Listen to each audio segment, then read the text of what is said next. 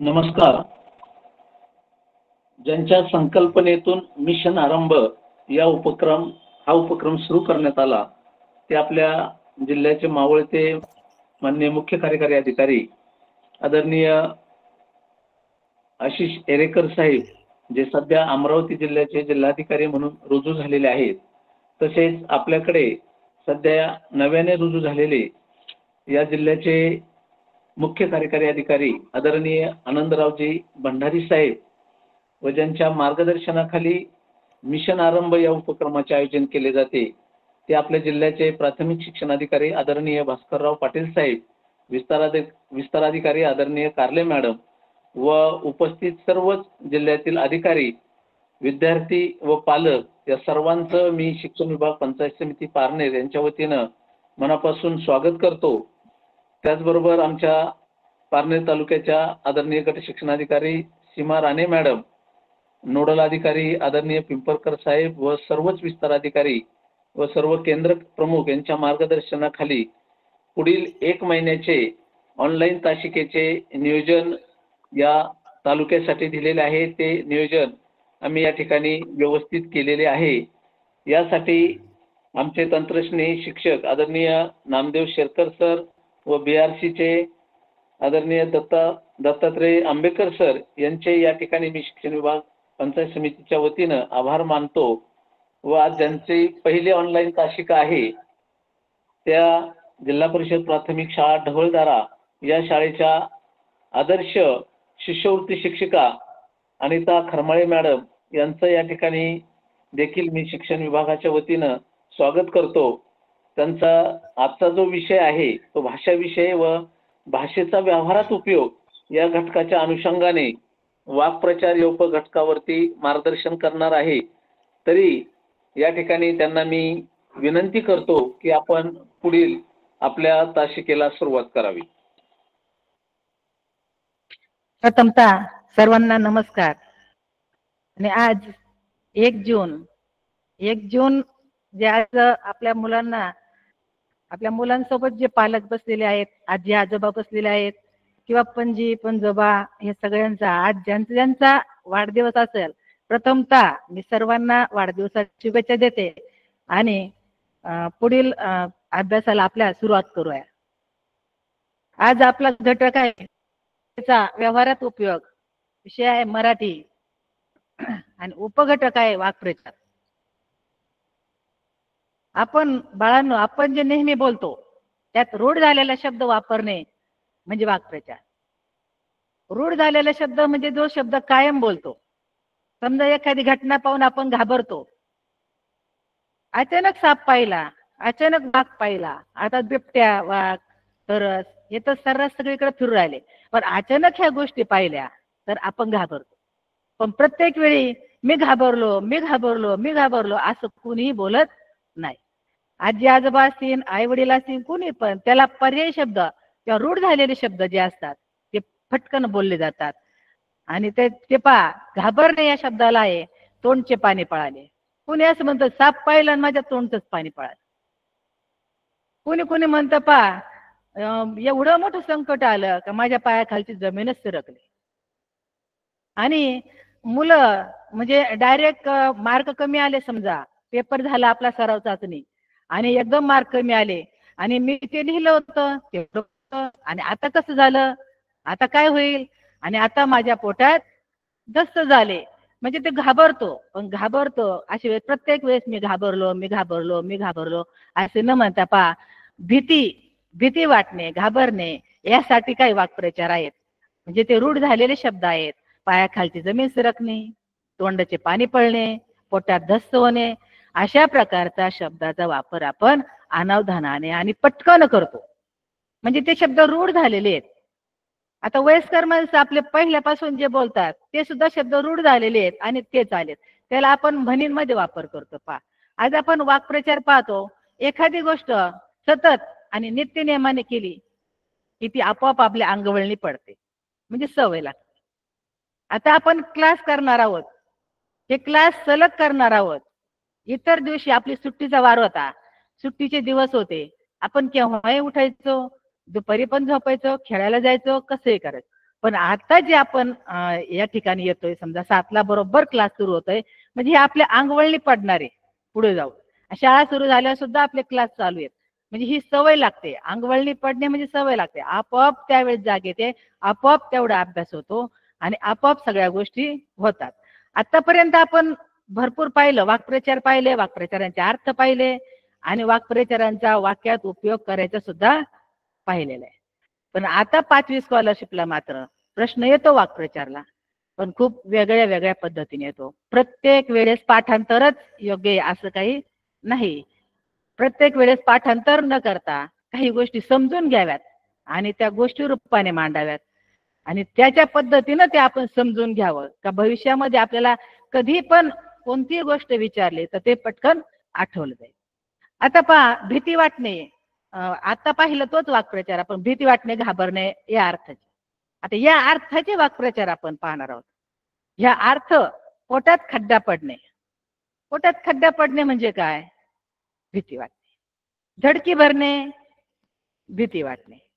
धाबेदानाने धसका घेणे, काळजात धस्स होणे, जीवात जीव नसणे, तोंड चेपळणे आणि ऊर फाटणे. आता हे सगळे 8 वाक्प्रचार भीती वाटणे, घाबरणे या अर्थाचे होतात. मग प्रत्येक वेळेस त्याचा वाक्यात उपयोग करताना वेगवेगळ्या पद्धतीने होऊ शकतो. वाक्यात उपयोग करताना किंवा प्रसंग वेगवेगळा होऊ शकतो. त्या वेगवेगळ्या प्रसंगाला अनुसरून हे 8चे 8 वाक्प्रचार आहेत आणि या वाक्प्रचारांचा अर्थ समजून घ्या, वाक्प्रचारांचा वाक्यात उपयोग करा. आणि एवढंच नाही तर वाक्प्रचार आपण शाळा सुरू झाल्यावर सरळ मित्रांना बोलता बोलता तुम्ही बोला, हे वाक्प्रचार, पोटात खड्डा पडला याला समानार्थी वाक्प्रचार सांग दुसरा. त्यांना नाही आलं तर धडकी भरणे, धाबेदाना, हे सगळ्या गोष्टी आहेत. सगळे 8चे 8 जोडीदार करायचे किंवा 7 जोडीदार करायचे. सांगा पटपट. मी एक अर्थ सांगतो, तुम्ही त्याचे वाक्प्रचार सांगा. आणि जो त्याच्यातून समजा जो सांगणार नाही तो त्यातून आउट होईल. पण आउट होण्याऐवजी मुलं काय करतात, वाचतात, पाठांतर करतात, मित्रांमध्ये खूप शेअर करण्याचा प्रयत्न करतात. मग ह्या पानाचा बघा, स्क्रीनशॉट काढून घ्या. भीती वाटणे, घाबरणे या अर्थाचे वाक्प्रचार आहेत आणि या वाक्प्रचार संग्रही करून ठेवलेले आहेत. आपण समोरच्या मित्रांचा अभ्यास वाढवण्यासाठी, आपला अभ्यास वाढवण्यासाठी सुद्धा या पानाचा आपण उपयोग करू शकतो. आता पुढे आहे, अशा प्रकारे वाक्प्रचार शब्दशः किंवा सरळ असलेल्या अर्थापेक्षा वेगळाच अर्थ प्राप्त झालेला शब्दसमूह आहे. आपण शाळेत फक्त वाक्प्रचार आणि अर्थ एवढाच अभ्यास करत नाही. फक्त वाक्प्रचार पाठ करायचा, त्याचा अर्थ पाठ करायचा, वाक्प्रचार पाठ करायचा, अर्थ पाठ करायचा. पाठांतराने कोणतीच गोष्ट राहत नाही. समजून उमजून आणि योग्यतेने वाचून बेचून केली, व्यवस्थित केली, मन लावून केली तर ते ध्यानात राहतं. तर त्या वाक्प्रचाराचा वाक्यात उपयोग करायचा पण शिकतो. आता मात करणे म्हणजे विजय मिळवणे. आता विजय मिळवणे, मग विजय आपण कोणत्याही गोष्टीवर, खेळाचं असेल, आजाराचं असेल किंवा वेगवेगळ्या प्रकारे बघा, स्पर्धा सुरू झाली मित्रांची तरी एकमेकावर विजय मिळवतो. गेम खेळायला लागलं तरी जो जिंकतो तो विजय मिळवतो. मग त्याचा वाक्यात उपयोग बघा वेगवेगळ्या पद्धतीने करता येईल. पण इथं मी दिलेलं आहे, कर्करोगावर मात केली. मग वाक्यात उपयोग करताना मात्र त्याचा अर्थ त्याच्यामध्ये न घेता जो वाक्प्रचार आहे तो त्या वाक्यामध्ये घ्यायचा आहे. वाक्प्रचार अर्थ याचा सरळ सरळ बघा. मग आता बघा, वाक्प्रचार म्हणजे काय? वाक्प्रचार म्हणजे शब्दशः सरळ असलेल्या अर्थापेक्षा एक वेगळाच अर्थ प्राप्त झालेला शब्दसमूह आहे तो. उदाहरणार्थ, बाबांनी अभ्यासविषयक कडक शब्दात समज दिल्याने अमितच्या नाकाला मिरच्या झोंबल्या. आता अमितच्या नाकाला मिरच्या झोंबल्या, मिरच्या नाकाला झोंबतात का? नाही. नाकाला मिरच्या म्हणजे राग आला त्याला. वरील वाक्यातील नाकाला मिरच्या झोंबणे याचा अर्थ शब्दशः नाकाला मिरच्या झोंबणे नाही, खूप राग येणे आहे. मग अभ्यासविषयी कडक शब्दात समज तर द्यायलाच पाहिजे आणि आपल्याला सुद्धा नाकाला मिरच्या झोंबायला नकोयत. ते समजून घेऊन आपण सुद्धा आपला अभ्यास वाढवायचा असतो. वाक्प्रचारांचे प्रकार आहेत शारीरिक अवयवावर आधारित आणि इतर वाक्प्रचार. आता शारीरिक अवयवावर आधारित बघा, आपल्या शरीराचे जे अवयव आहेत, हात, पाय, डोळे, कान, नाक, तोंड, जेवढे अवयव असतील त्या सगळ्या अवयवावर वाक्प्रचार आहेत, ते पण आपण संग्रह करणार आहोत. आता बघा, शारीरिक अवयवावर मी सरसकट घेतलेले आहेत, म्हणजे सगळे अवयव एकत्र असणाऱ्याचा एक संग्रह केलेला आहे. आणि पुढे सेपरेट प्रत्येक अवयवाचा सुद्धा संग्रह केलेला आहे.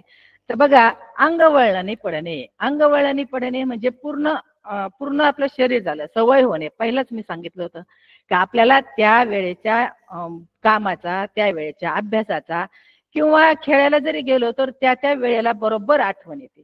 ते अंगवळणी पडलं जातं. जेवायला सुद्धा, जेवायचा टाइम झाला की बरोबर आठवण येते, म्हणजे ते आपल्या अंगवळणी पडलेलं आहे, ती सवय झालेली आहे. कपाळ फुटणे, दुर्दैव ओढवणे. आता कपाळ फुटणे, कपाळ फुटलं म्हणजे आपलं गेलं बा, नशिबातलं गेलं असं म्हणतात, दुर्दैव आलं आपल्याला. कंबर खचणे, धीर सुटणे. एखाद्या कामामध्ये खूप असं यशस्वी व्हायचंय आणि आपण खूप मोठ्या जोमाने प्रयत्न तर केलेत, परंतु आपल्याला पाहिजे तसं यश आलेलं नाही. तेव्हा सुद्धा आपल्या त्याला रूढ झालेला शब्द आहे कंबर खचलं.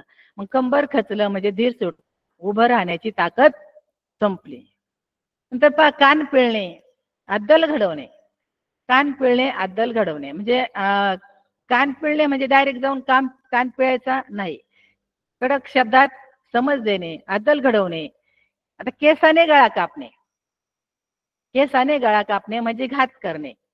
आता घात कोण करतं? जवळचे, समजा आपल्याला असं वाटतं आपला हा खूप जवळचं आहे हे ते, पण त्या माणसाने जर आपल्याला एखाद्या गोष्टीत फसवलं तरी आपण काय म्हणतो? केसाने गळा काढणे, मोठ्याने रडणे.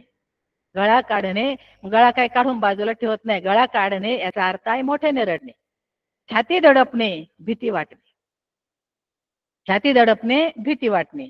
आता भीती वाटणे म्हणजे छाती दडपणे. छाती दडपायला, छातीवर दाब यायला काही हे नाही. छाती दडपणे म्हणजे भीती वाटणे. आता डोके घालणे. आता डोकं कशात घालतं? कोणत्याही कामात आपल्याला ज्या ज्या गोष्टी समजतात त्या सगळ्यांमध्ये डोकं घालणं म्हणजे लक्ष देणे. लक्ष दिल्यानंतर आपल्याला प्रत्येक गोष्ट व्यवस्थितच कळते. आणि डोक्यावर घेणे, गौरव करणे. आता डोक्यावर घ्यायचं, प्रत्येक गोष्ट डोक्यावर घ्यायची. परीक्षा झाली, आता MPSCच्या त्या परीक्षा झाल्या, ज्यांना मार्क पडले, ज्यांचं सिलेक्शन झालं, त्यांना डोक्यावरच घेतात आणि खरोखर घ्यायलाच पाहिजे. त्यांचा गौरव केला जातो. त्यांच्याकडून काही सल्ले घेतले जातात का पाठीमागच्यांना ते योग्य पद्धतीने पुढे सांगता येईल म्हणून. पुढचा वाक्प्रचार आहे डोळ्यात खुपणे, सहन न होणे. आता एखाद्याची प्रगती दुसऱ्याला सहन नाही झाली तर ती डोळ्यात खुपते. आणि अशा पद्धतीनं ज्यावेळेस तुम्ही समजून उमजून वाक्प्रचार वाचता, त्याचे अर्थ वाचता, वाक्यात उपयोग करता, तर त्यावेळेस ते वाक्प्रचार पाठांतर करण्याची गरज लागणार नाही. डोळ्यात खुपणे, सहन न होणे. डोळा लागणे, झोप येणे. डोळा लागला, आत्ताच कुठं डोळा लागला तर झालं बा, असं सहज बोललं जातं. डोळा लागणे, झोप येणे.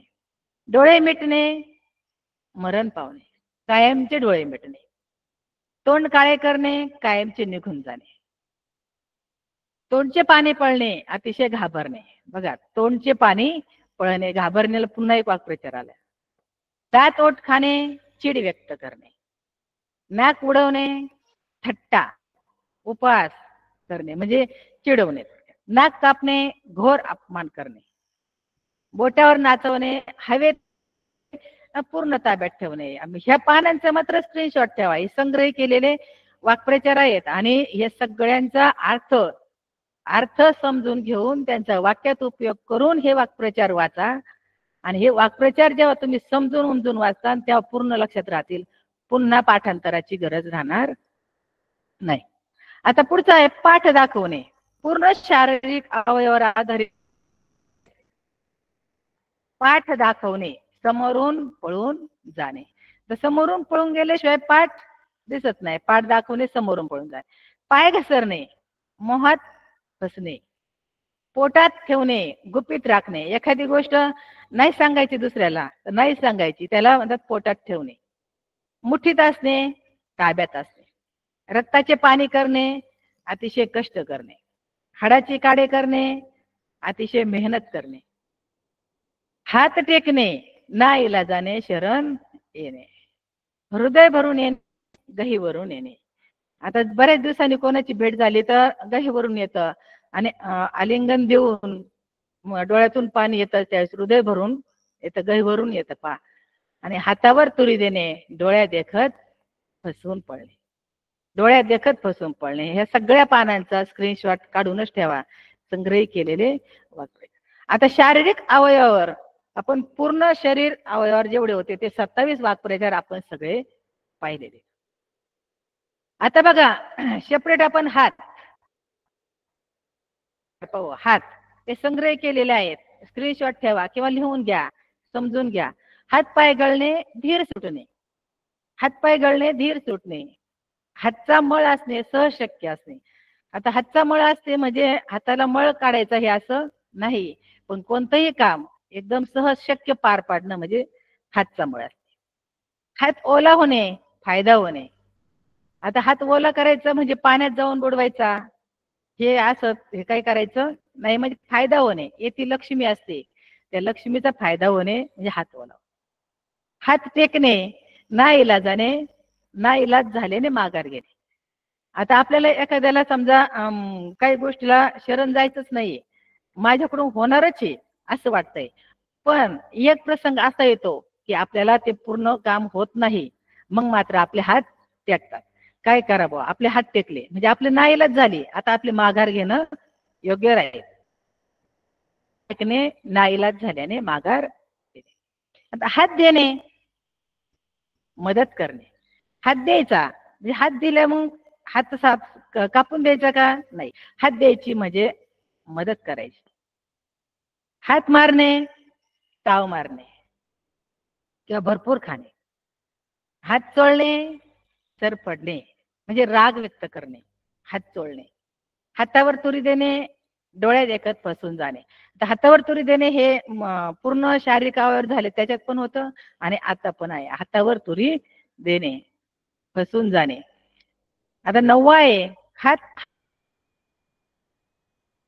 परत येणे. हातच हलवता आला, काही काम झालं नाही. हात झाडून मोकळे होणे, जबाबदारी झटकणे. हात झाडून मोकळं व्हायचं म्हणजे जबाबदारीच घ्यायची नाही कोणतीच. कोणतेही काम सांगितलं पूर्ण बाजूला, कोणतेही काम सांगितलं पूर्ण बाजूला. जबाबदारी न घेता कोणतेच काम होत नाही, जबाबदारी घेतली की कामं होतात. तर बाळांनो तुम्ही सुद्धा ही जबाबदारी घेऊन हे काम करा. प्रत्येक दिवशी क्लासला जॉईन होऊन बरोबर पहा, हात झाडून मोकळे होतात ते त्यांना पाहिजे तेवढं यश मिळत नाही. हातापाया पडणे, गयावया करणे. हातात कंकण बांधणे, प्रतिज्ञा करणे.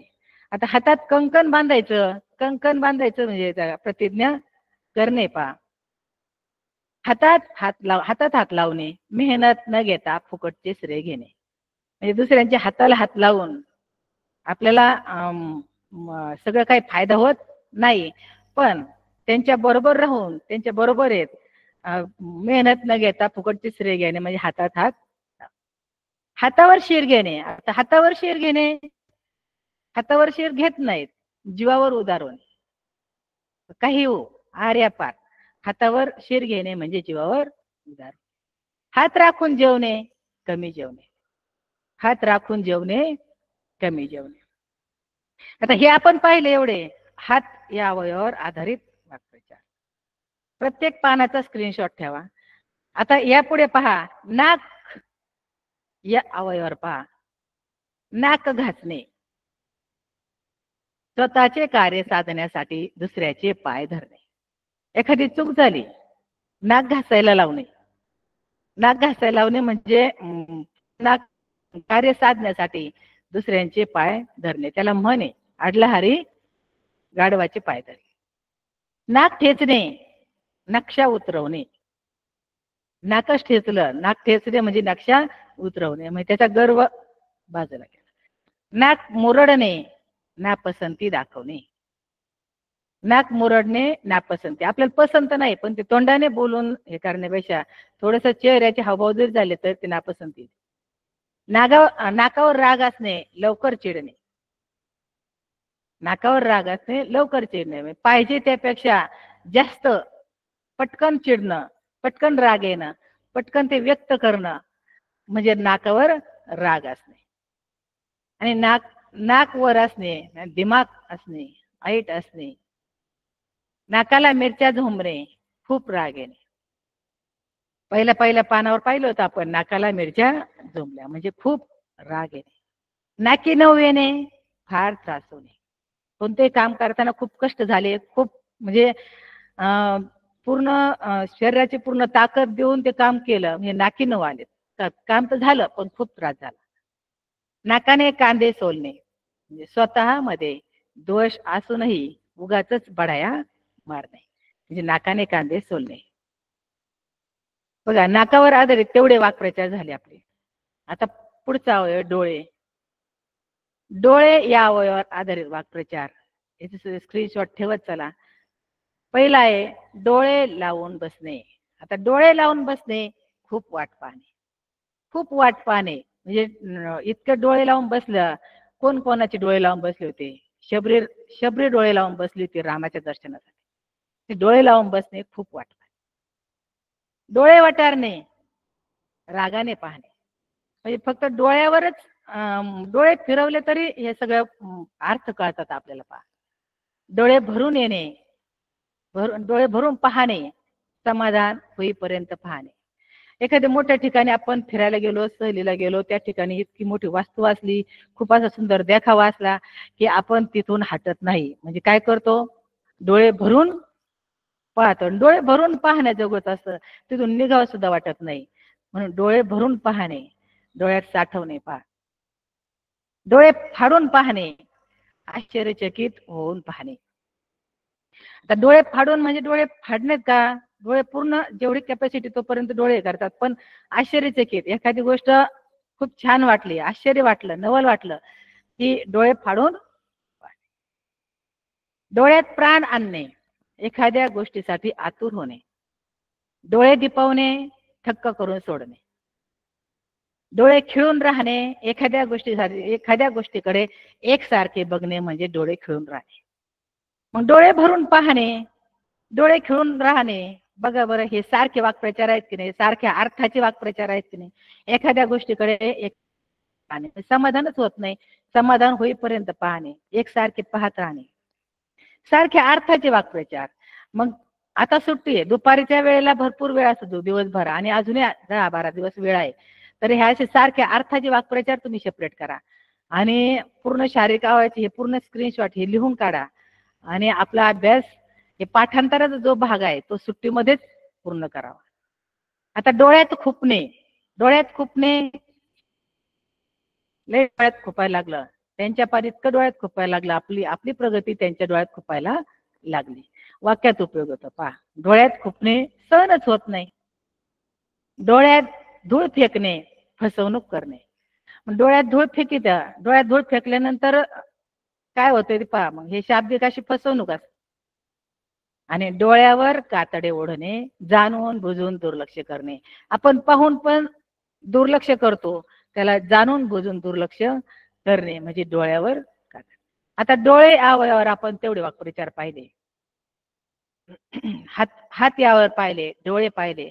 आता पुढचं बघा, तोंड.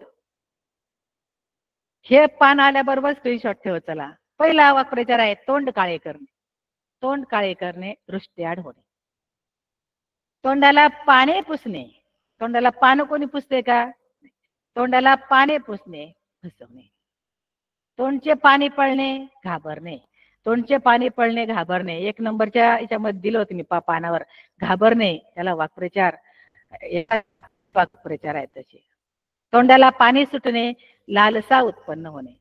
मोह म्हणजे अजून हवंसं वाटणं, तोंडाला पाणी सुटणे.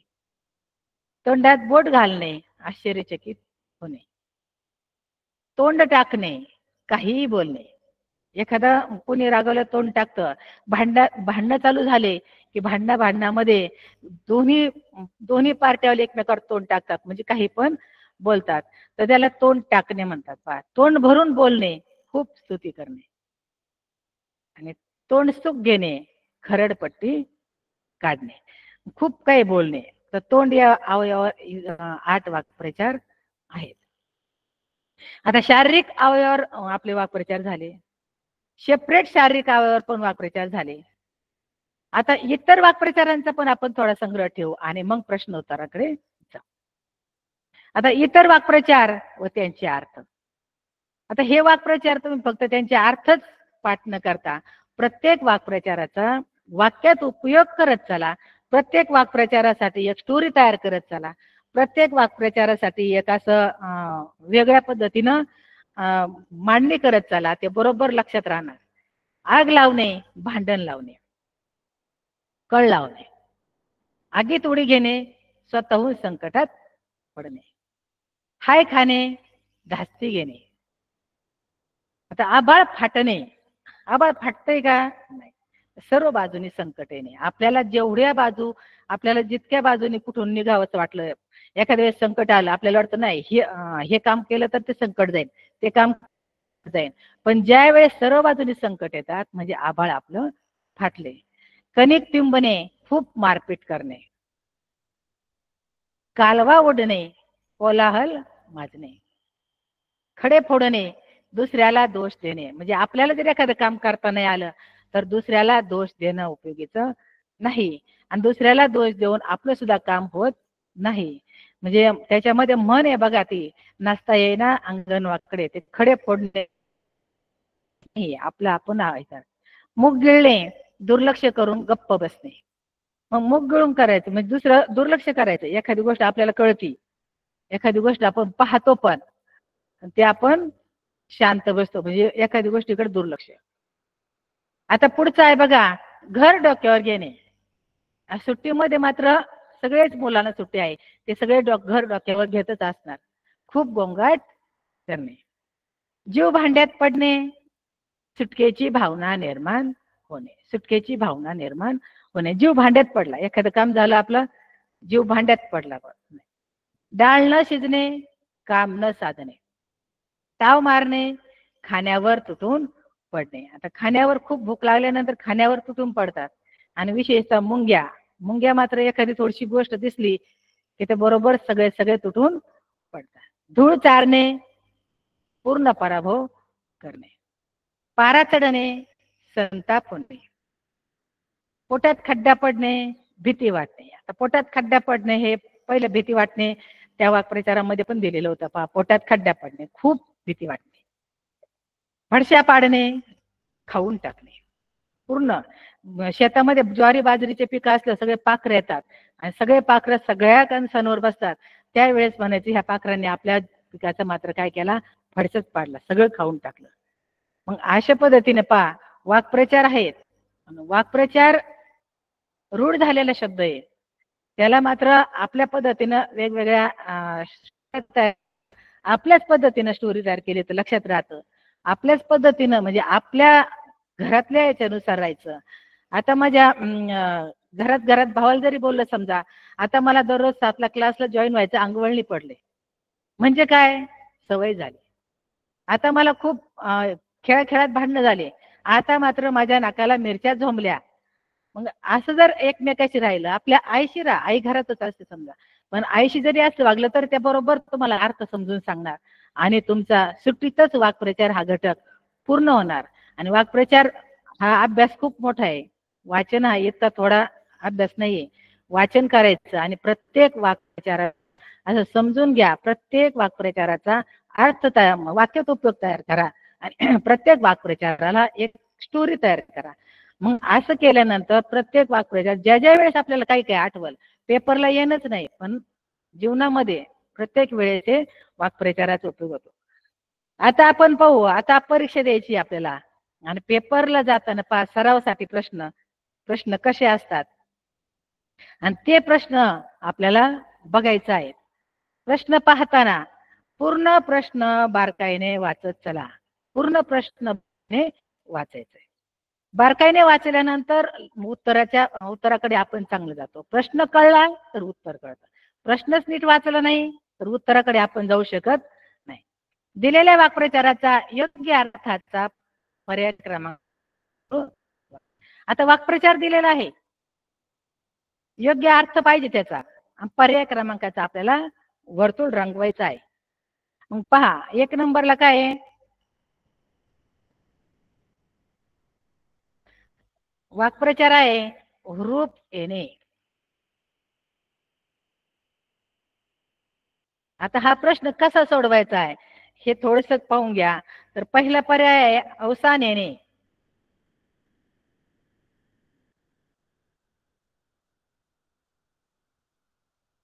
आणि प्रश्न सगळे सविस्तरच सोडवायचे. दुसरा आहे मोठे संकट येणे.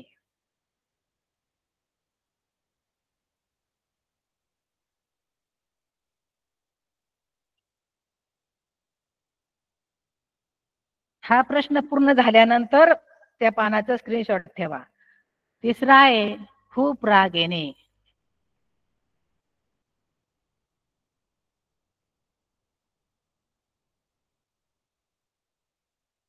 आणि चौथा आहे गर्व होणे.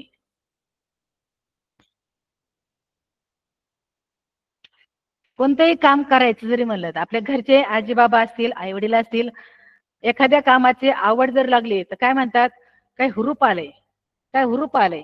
मग हुरूप येणे म्हणजे काय, आपण प्रत्येक वाक्प्रचाराचा, प्रत्येक पर्यायाचा, प्रत्येक पर्याय दिलेत त्याचा प्रत्येक वाक्प्रचाराचा अर्थ काढायचा. तसा प्रश्न सोडवायचा नाही, कारण अजून भरपूर वेळ आहे सुरुवातीला. दिवाळीच्या नंतर मात्र तुम्ही डायरेक्ट पर्याय निवडू शकता. परंतु आता काय करायचं, प्रत्येक वाक्प्रचाराचा आपल्याला अर्थ ठेवायचा. अवसान येणे, अवसान येणे हुरूप येणे, पण ते आपल्याला कळलंय. पण आता पहा मोठे संकट येणे.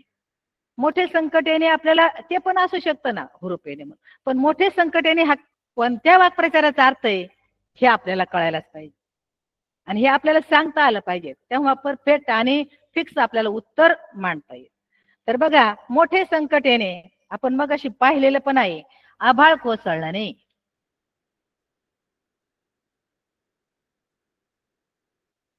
आभाळ कोसळणे, आभाळ कोसळणे म्हणजे मोठे संकट येणे. आणि आभाळ फाटणे सर्व बाजूने संकट येणे. आता आभाळाची कुऱ्हाड पडणे,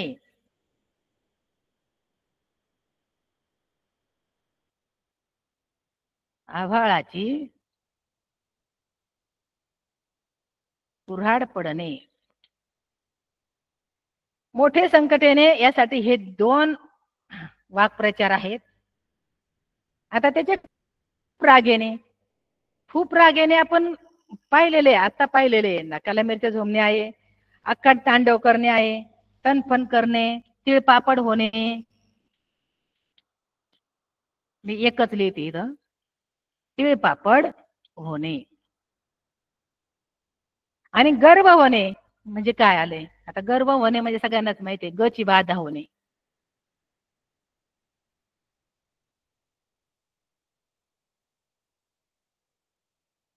गची बाधा होणे किंवा अहंकार, गर्व.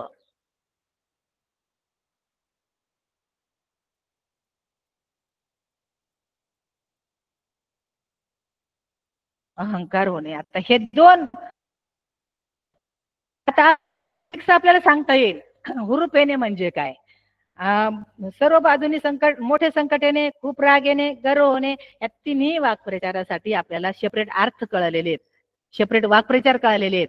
आणि मग अशा वेळेस आपण काय करायचं, हे 1 नंबरचं हुरूप येणे, अवसान येणे, हे माझं 100%, 101% हे वाक्प्रचार माझा बरोबर आहे आणि हा मार्क मी मिळवणारच, अशा जाणार नाही. आता पुढचा आहे, हा झाला पहिला प्रश्न. आणि मग योग्य पर्यायाला गोल करा. मग ते पर्याय तिथे 1 2 3 4 दिलेले असतात. आता पुढचा प्रश्न बघा, प्रश्न वेगवेगळे आहेत. पुढील अर्थ होणाऱ्या वाक्प्रचाराच्या पर्याय क्रमांकाचे वर्तुळ निवडा, वर्तुळ गोल करा. अर्थ होणारा वाक्प्रचार नामानिराळा होणे. नामानिराळा होणे बघा, हात टेकणे. आता आपण तेच पाहिलं, हात टेकणे म्हणजे काय, हात झटकणे म्हणजे काय, हात आखडणे म्हणजे काय. हात या पानावर आपण हे सगळे वाक्प्रचार पाहिलेले आहेत. आणि हातावर तुरी देणे म्हणजे काय, हे सगळे वाक्प्रचार आपण पाहिलेले आहेत. मग त्या सगळ्यांचा अर्थ पाहायचा. आणि कशावर काय बघा, हात टेकणे. हात टेकणे म्हणजे काय पाहिलं होतं मग अशी आपण, नाईलाजाने माघार घेणे. ना इलाज, इलाजच नाही, आता आपल्याला माघारच घ्यावी लागेल. हात टेकणे, नामानिराळाची गोष्टी येतच नाही. पुढचा आहे हात झटकणे. हात झटकणे ते पण आपण पाहिलेले मगाशी. काय करणे, जबाबदारी झटकून टाकणे. आणि हात आखडणे, हात आखडणे म्हणजे मदत न करणे. हातच आखडायचा, मदतच करायची नाही, किंवा केलेली मदत आपण थांबवायची, थोडक्यात द्यायची. आणि हातावर तुरी देणे, हातावर तुरी देणे आपल्या आता चौथीची इतिहासात आहे. मगाशी आपण पाहिला वाक्प्रचार, डोळ्या देखत फसून जाणे. मग आता नामानिराळा होणे यासाठी कोणतं येईल, हात झटकणे. हात झटकणे, जबाबदारीच झटकून देणे. नामानिराळा होणे याचा अर्थ आपल्याला अगोदर लक्षात यायला पाहिजे. नामानिराळा सगळं काम केलं पण नामानिराळा राहिला म्हणजे काय झाला, अलिप्त राहिला, कोणत्याच गोष्टी सहभागी झालेला नाही.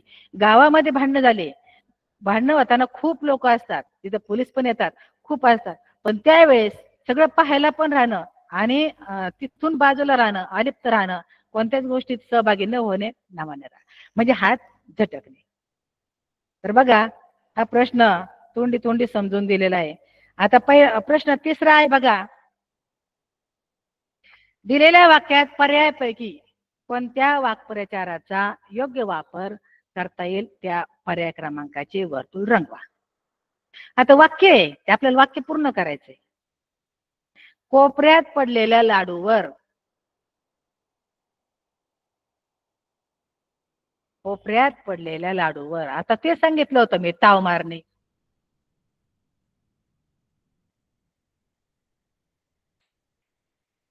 कोपऱ्यात पडलेल्या लाडूवर सर्व मुंग्यांनी,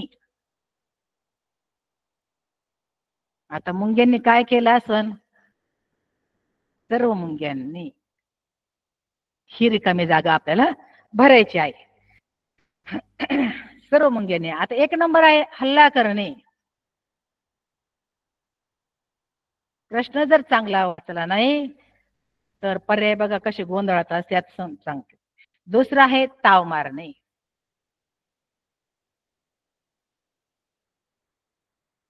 तिसरा आहे ताव काढणे.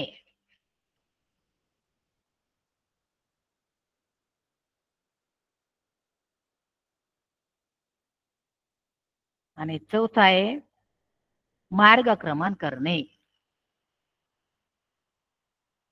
आता हे चारही अर्थ, चारही वाक्य जे पर्याय पहा एकदम सारखे वाटतात आपल्याला. मार्गक्रमण करणे एकदम सारखे वाटतात. पण फक्त कोपऱ्यात पडलेल्या लाडूवर ह्या एवढ्या 3 शब्दांमुळे पूर्णतः पर्याय. सर्व मुंग्यांनी, फक्त सर्व मुंग्यांनी काय केला, हल्ला, ते बरोबर येईल.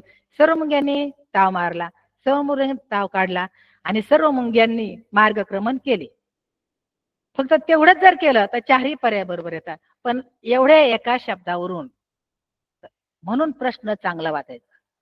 प्रश्न ज्यावेळेस आपण चांगला वाचू त्याच वेळेस आपल्याला त्या प्रश्नाचं उत्तर फिक्स येणार, परफेक्ट आणि व्यवस्थित येणार.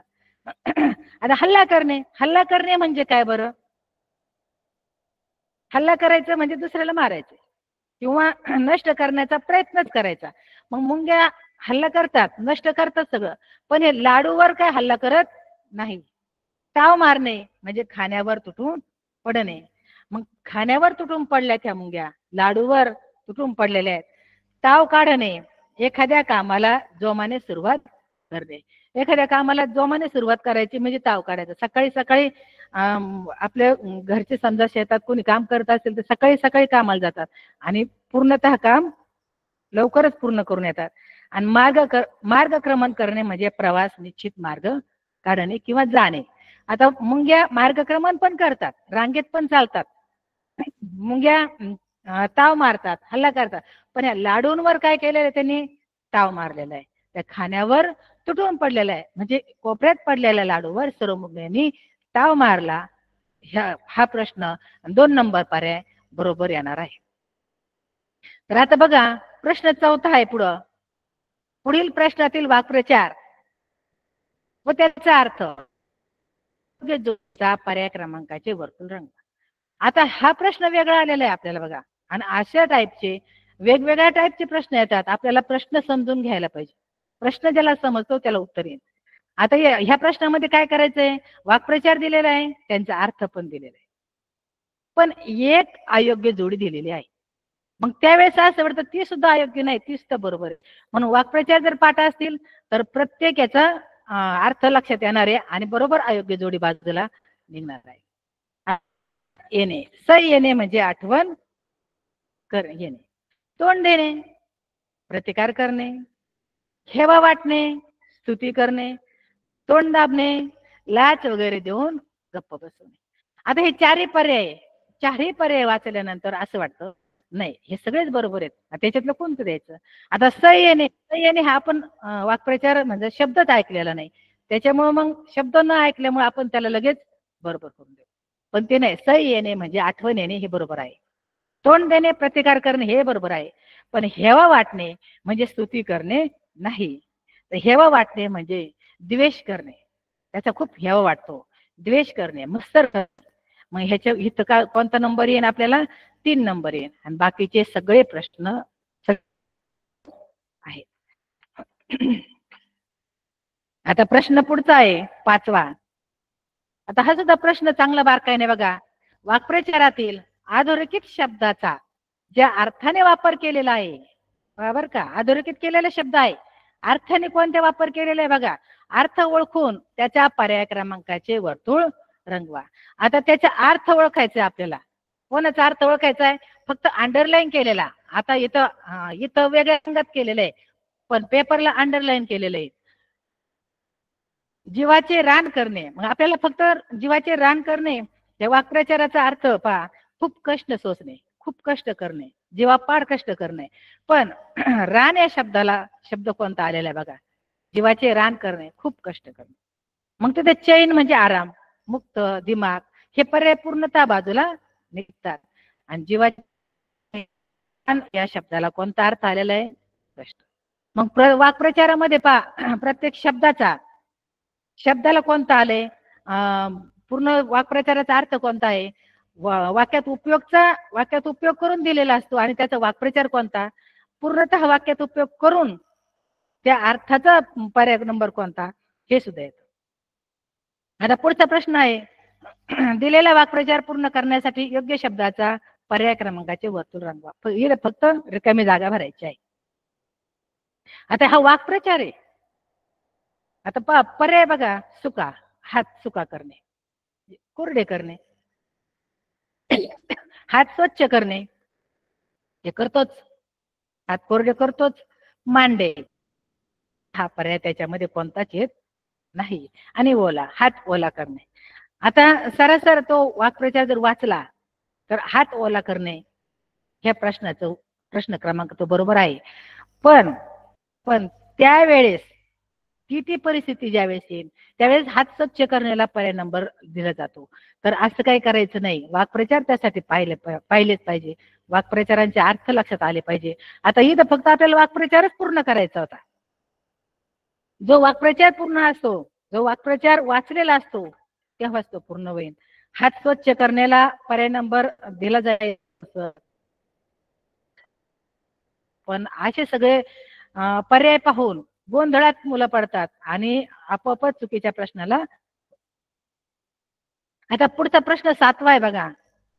वनवासातून आलेल्या रामाला भरताने मिठी मारली. आता वनवासातून आलेल्या रामाला भरताने मिठी मारली या वाक्प्रचाराचा अर्थ शोधायचा आहे. मग आता वाक्प्रचार कोणता आहे वाक्यामध्ये हे तर शोधलं पाहिजे आधी. वाक्प्रचार वनवासातून आलेल्या रामाला हे वाक्प्रचार आहे का? नाही.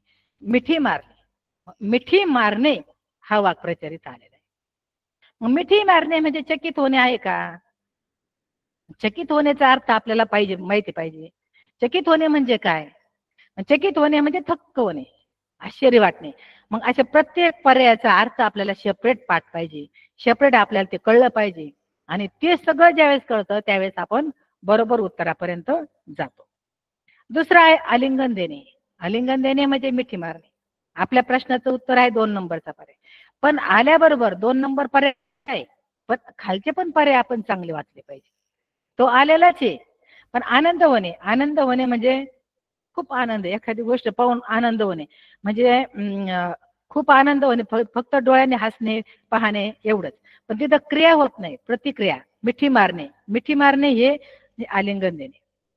उर भरून येणे, अतिशय वाटणे, हृदय आनंदाने भरून येणे म्हणजे आनंदच होणे.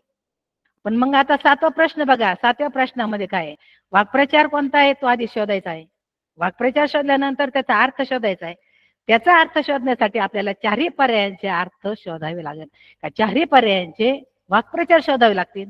आणि 4ही पर्यायांचे वाक्प्रचार शोधू त्यावेळेस आपल्याला आता वेगवेगळ्या प्रकारचे खूप असे वेगवेगळ्या टाईपचे प्रश्न तुम्हाला दिलेले आहेत. आता पहा प्रश्न पुढचा 8वा आहे.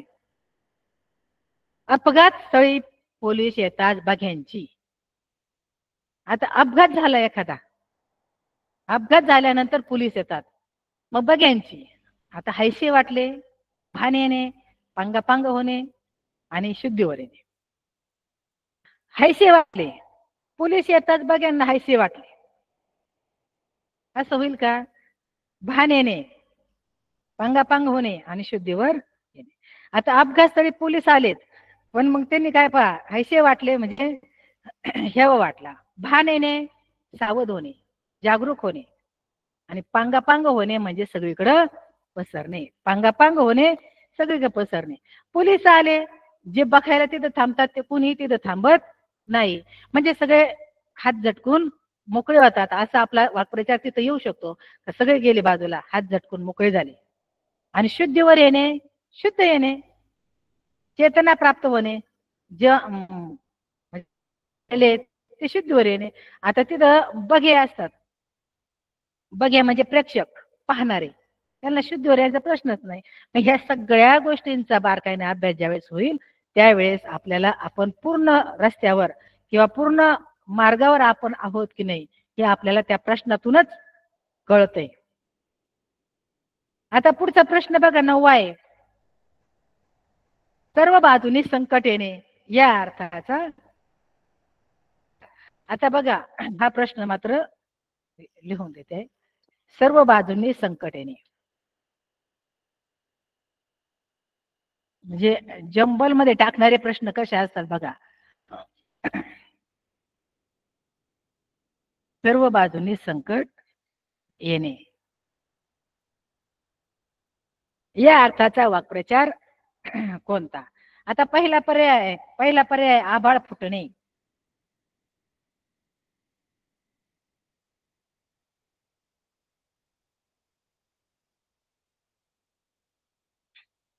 दुसरा आहे आभाळ जमणे.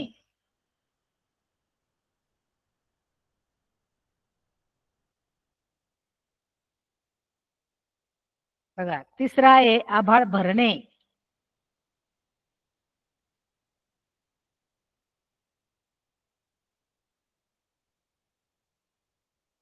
आणि चौथा आहे आभाळ फाटणे.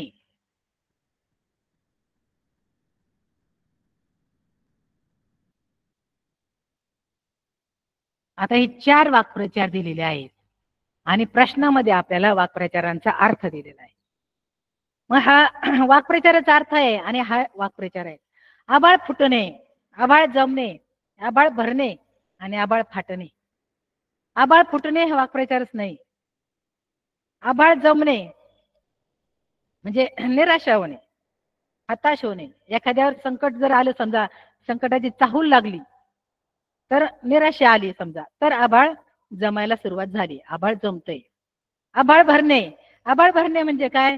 खूप आनंद होणे, खूप खूप आनंद होणे. आभाळ भरलं, समजा एखाद्या कोणाचा नंबर जर लागला कशाला पण MPSC UPSC मोठे साहेब झाले, अधिकारी झाले, तर त्यावेळेस त्यांच्या आई वडिलांचं मात्र सगळं आभाळ भरायला लागतं पहा.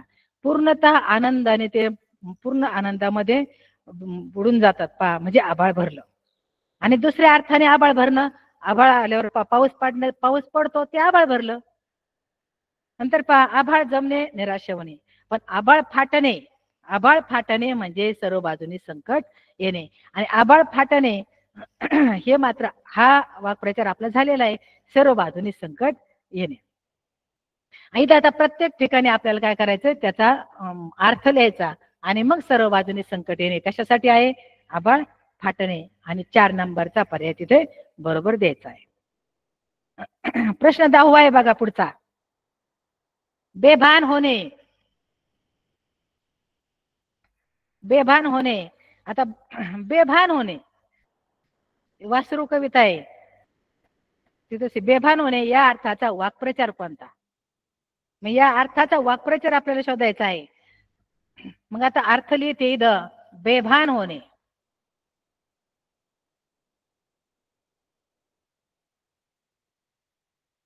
पहिला आहे तहानभूक विसरणे. एकदम सारखे अर्थाचे वाक्प्रचार, त्याचे अर्थ येतात. तहानभूक विसरणे. तहानभूक विसरणे बेभान होणेच वाटतं बघा. हा दुसरा आहे कानात वारे शिरणे.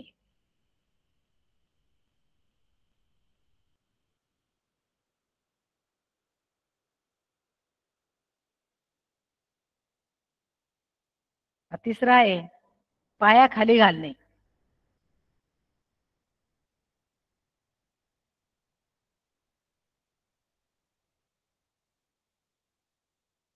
आणि चौथा आहे स्वैर हिंडणे.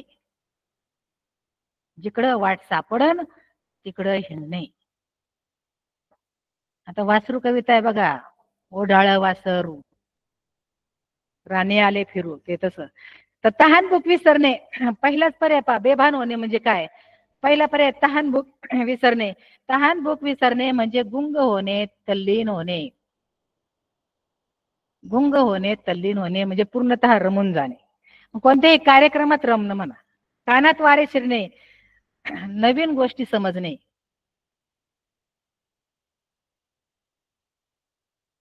नवीन गोष्टी समजणे.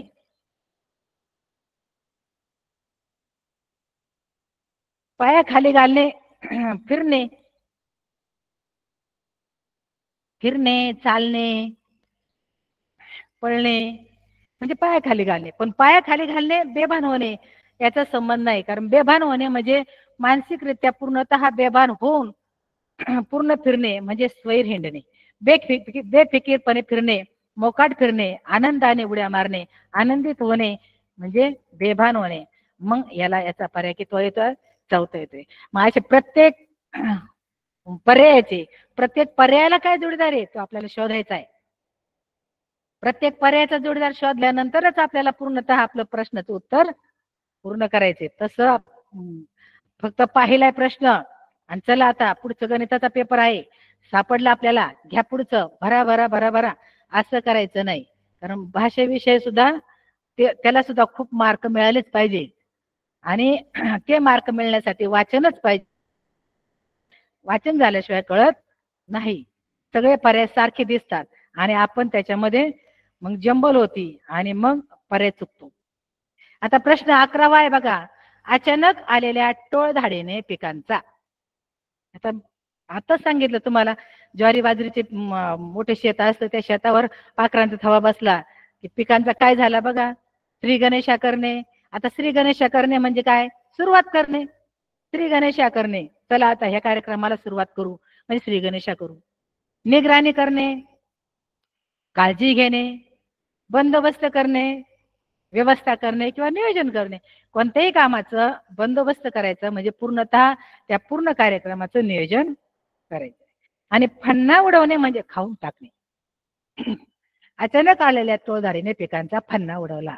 फन्ना उडवणे म्हणजे खाऊन टाक. मग आता ह्या 11व्या प्रश्नामध्ये बघा कितवा नंबर पर्याय आलेला आपला, श्री गणेशा करणे, सुरुवात करणे. ते त्याला काय योग्य नाही. पिकांची काय सुरुवात करायची का नाही. निगराणी करणे, काळजी घेणे. आता काळजी घेतले पण टोळधाडीनं ते काय काळजी घेतात का? नाही. बंदोबस्त करणे, नियोजन करणे ह्या वाक्यासाठी ते येतच नाही. मग ह्याला कोणता नंबर आलेला आहे? चौथा. फन्ना उडवणे म्हणजे पिकांचा फन्ना उडवला. फन्ना उडवणे म्हणजे खाऊन टाकणे, पूर्णतः खाऊन संपवणे. आता प्रश्न 12 आहे. खेळताना मार लागला तरीही मुले. आता खेळताना मार लागला तर सुट्टीत तुम्ही खेळलेत, तशी पण सुट्टी जास्त नाही, पावसाने काय खेळून दिलेलं नाही, पण खेळताना मार लागला तर ही मुले काय करतात पहा, पोबारा करणे. आता पोबारा करणे म्हणजे काय? पळून जाणे, पसार होणे, पळून जाणे, हार मानणे, धीर सुटणे किंवा काम पूर्ण होण्याआधीच थांबवायचं म्हणजे हार मानायची, आणि परवा न करणे म्हणजे फिकीर न करणे. मग आता मला सांगा, ह्या वाक्यामध्ये किंवा ह्या वाक्प्रचारामध्ये कोणता पर्याय येऊ शकतो? पोबारा करणे, पळून जाते तरीही मुले, मार लागला तरीही मुले पोबारा करतात का? नाही. पसार होतात का? नाही. हार मानतात का? नाही. आणि एका अर्थाने ते तिन्ही वाक्प्रचार आहेत, ते तिन्ही वाक्प्रचारांचा एका अर्थाने सारखा अर्थ होतो. परवा न करणे, फिकीर न करणे, तमा न करणे. म्हणजे मार लागला तरी मुलं कशाचीच परवा करत नाही, कशाचीच फिकीर सुद्धा करत नाही, पण आपले खेळतच राहतात. आता पुढचा प्रश्न आहे बघा, चुकीची जोडी शोधा. आता हा प्रश्न पहा, दुसरा तिसरा प्रश्न येऊन गेला आपला. चुकीची जोडी शोधायची आहे. प्रत्येक वाक्प्रचार दिलेले आहेत, 4 वाक्प्रचार दिलेले आहेत, 4 वाक्प्रचारांचे अर्थ पण दिलेले आहेत, पण आपल्याला त्याच्यामध्ये चुकीची जोडी शोधायची. तत्पर असणे, तत्पर असणे, तयार असणे. आता ती ही आपण जर वाचलेलं असलं तर हे बरोबर येईल. फैलावणे, जोराने ओरडणे, दुलदुलने, हलणे, दहावणे, आग होणे. आता इथं पहा, तत्पर असणे, तयार असणे, फैलावणे, जोराने ओरडणे. 4ही वाक्प्रचार आहेत. 4ही वाक्प्रचारांचे अर्थ सुद्धा एकदम सेम वाटतात, त्यांची उत्तर ते बरोबर आहेत. हा प्रश्नच चुकीचा आहे. तर असं काही नाही. फैलावणे म्हणजे त्याचा अर्थ आला पाहिजे. फैलावणे म्हणजे पसरणे. दुलदुलने, हलणे बरोबर आहे. दहावणे, आग होणे बरोबर आहे. तत्पर असणे, तयार असणे हे सुद्धा बरोबर आहे. पण फैलावणे, फैलावणे म्हणजे पसरणे. तर तिथं एक मात्रा राहिलेला आहे, सॉरी. फैलावणे करा, पसरणे. आता बघा प्रश्न 14वा दिलेला आहे पुढचा. आता इथं तर डायरेक्ट काय केलं आपण, सगळे वाक्प्रचार, सगळे वाक्प्रचार. आता इथं गटात न बसणारा, आता गटात न बसणारा पर्याय निवडायचा म्हणजे पहिले तिन्ही प्रश्न किंवा तिन्ही पर्याय सारख्या वाक्प्रचाराचे असणार. ते सगळं वाक्प्रचाराचे अर्थ आहेत आणि सगळे एक 3 बाजूला आणि एक बाजूला राहणार. तो एक बाजूला ऑड मॅन आउट कोणता, तो आपल्याला मात्र काढताच आला पाहिजे. अंदाज घेणे, लक्ष देऊन ऐकणे, कानोसा घेणे आणि मन रमणे.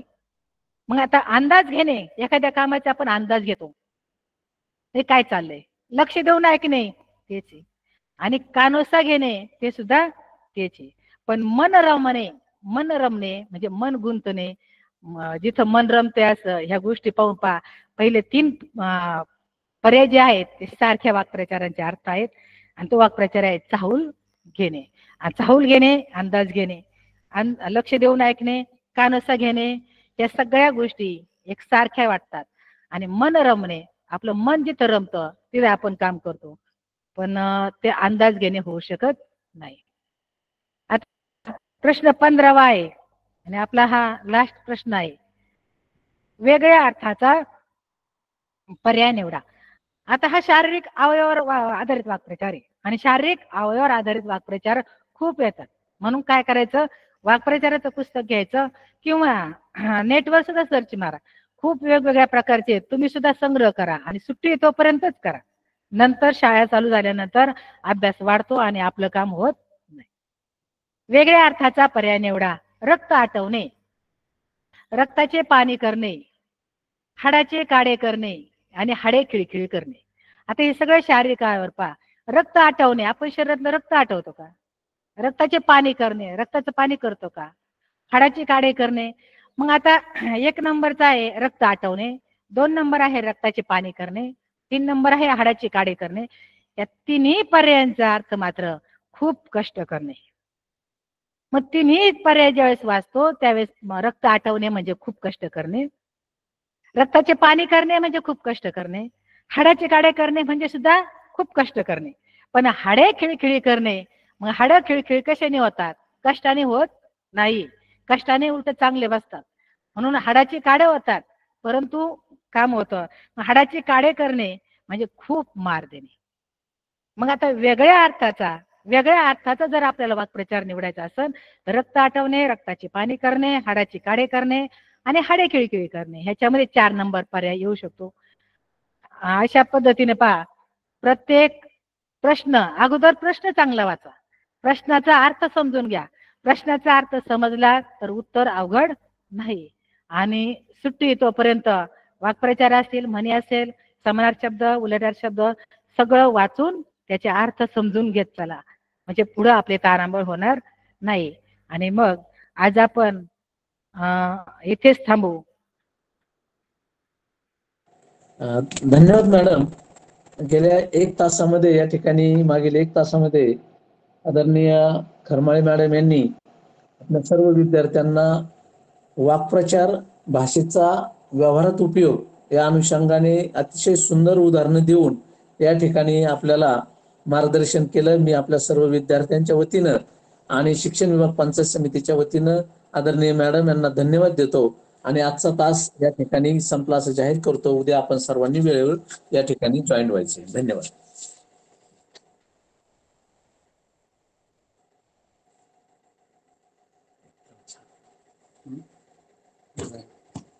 आठ वाजता 1 मिनिटात ते ऑटोमॅटिक म्हणजे होत लगेच नाही होत, 1-2 मिनिटं राहतं पण अगदी